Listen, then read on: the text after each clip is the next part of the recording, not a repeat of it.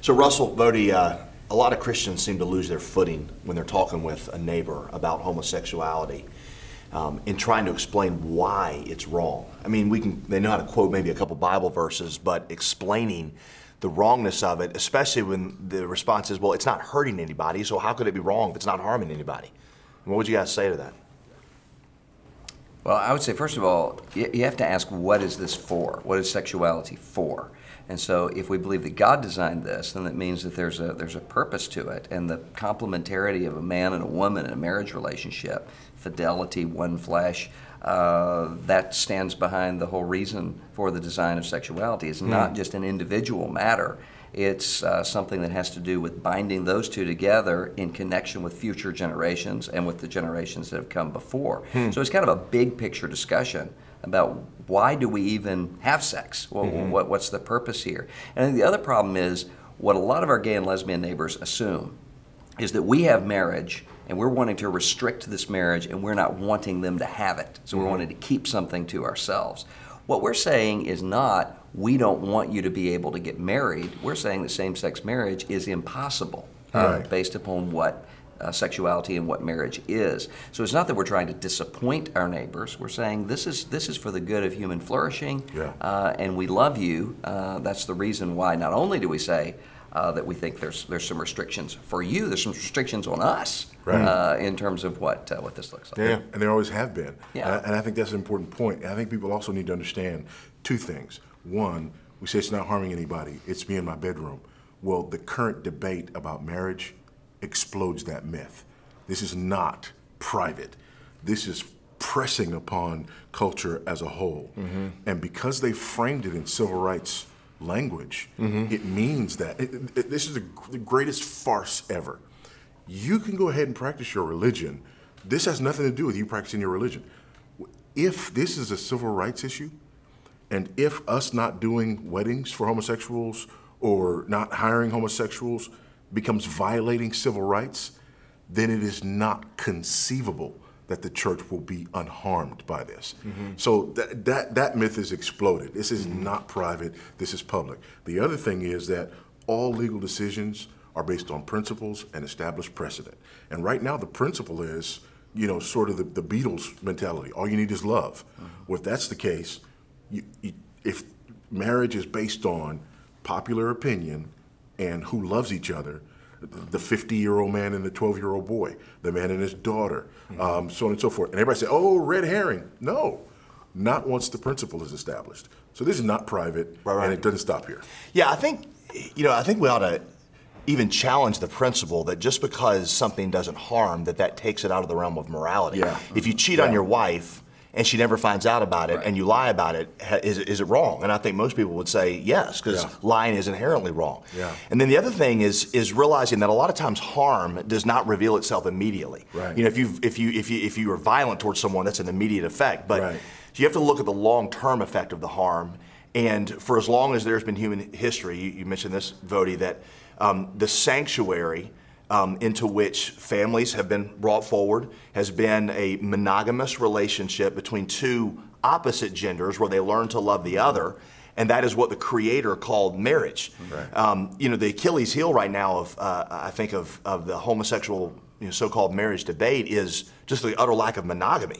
You know, that's something that's not really in that. And so once you start tearing down the otherness of marriage, the sanctuary of monogamy, that lifelong faithfulness into which a family arises, the harmful effect may not be demonstrably immediate, but I think you'll see it. And I think a lot of surveys start to bear that out. Well, one of the things I think that we need to recognize is that the language that's being used here is language that we have already surrendered to. One of the reasons why this is such a confusing thing for a lot of evangelical teenagers is because we have been talking as though marriage is an individual matter between two people. Our wedding ceremonies, couples are writing their own vows. They're dictating the terms, and this is our big day where we're celebrating our love. And that's not what marriage is in a Christian context. And so even when for a long time you've had in Christian churches couples who are newly married, and the people are coming by and saying, now make sure that you wait a long time before you have children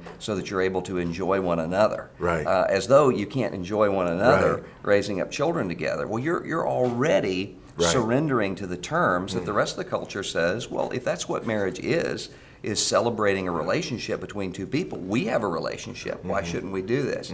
So I think we've got to back up and reclaim in our own churches a longer, bigger definition of what marriage is and start grounding that back in Ephesians 5 rather than the ways that we've accommodated. So maybe related to this, what role does the church have right now in speaking about this issue? I mean, there's some who say this discussion's lost. We just need to let the world be the world and we'll just focus on the church. I mean, you know, the fact of the matter is we're in this world, although we're not of this world. The fact of the matter is the church is the pillar and the ground of the truth. And we don't take the truth and hide it under a bushel. That's not the church. We don't live these completely separate, sort of bifurcated lives. That we are the light of the world. We are the salt that preserves. And so it's just completely, it's inconceivable that we would not speak to this issue. I had a pastor tell me not long ago, he said, why don't we just say, let's allow everybody to redefine marriage on the outside and we'll just maintain Christian marriage on the inside of the church. And I said, well, we tried that with the divorce culture. Yeah. And what happens? We wind up with churches that have said, we're just going to allow this to take place, no fault divorce on the outside, not speak to it, and then speak to it internally, and that collapses into the church. It transforms the nature of the church, number one. Number two, it's not loving to neighbor. We have an accountability to one another. Divorce hurts kids, hurts families, hurts the entire social fabric. So does the expanding out of marriage to where marriage doesn't mean anything anymore. Right. I mean, there's a reason why the state is involved in marriage in the first place. State doesn't have anything to do with registering people as friends. Doesn't have anything to do with those things. It has an interest in male-female marriage because male-female marriage can lead to something very dangerous for the state, and that is children. And the state has to say, who is the father of this child? Who's accountable for paying for this child? That's the distinction there. And you think also the spiritual danger. I mean, just thinking of the role of the church as priest in the community. 1 Corinthians 6, those who practice such things cannot inherit the kingdom of God. This is in many ways a gospel issue because we fail to preach here. Absolutely. You know, I think of John the Baptist. I've thought about him in this culture. You know, I mean, just think about the absurdity of his death, and you can hear the critics today say, well, see, that's what you get from messing around in politics. Of course Herod's going to sleep with his brother's wife because they're the world. We got the world be the world. Yeah. Why are you surprised? Right. That just kills me when people, why are you surprised? Like, Jesus called him the greatest prophet that had ever lived. You know, up until his time. And you think of where is the spirit of John the Baptist who, I mean, are we willing to, the spirit of John the Baptist's the spirit of John the Baptist's enemies is at work within them today, but where is the John the Baptist in our culture? Let me say quickly, and a hearty amen to that, but thank you for addressing what I think are two core issues as it relates to responding to the culture. Because they say, on the one hand, well, now you guys are concerned, but nobody says anything about divorce. That's a flat out lie. I mean, we've been talking about this for a long time, and there's a long paper trail of us, talking about this and dealing with this for a long time. And the second thing is Christians, and both of you have hit on this, Christians either saying, well, why are you surprised? That's them, this is us. Or saying, well, the state has no business and no place in marriage.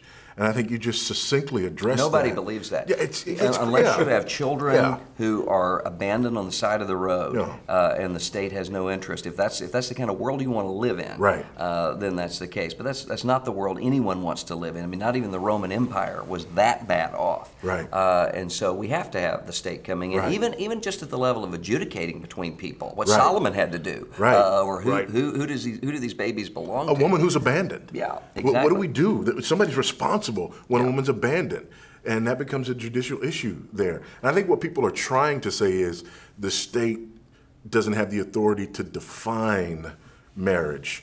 And that's exactly right. And I'll go there, but they have to acknowledge what the definition is. That's a good point. This is a discussion that needs to happen. It's probably going to need to happen a lot more on local church levels, as people have got to get aware of why this is wrong and what it is. So I appreciate the wisdom you gentlemen share. Thank you.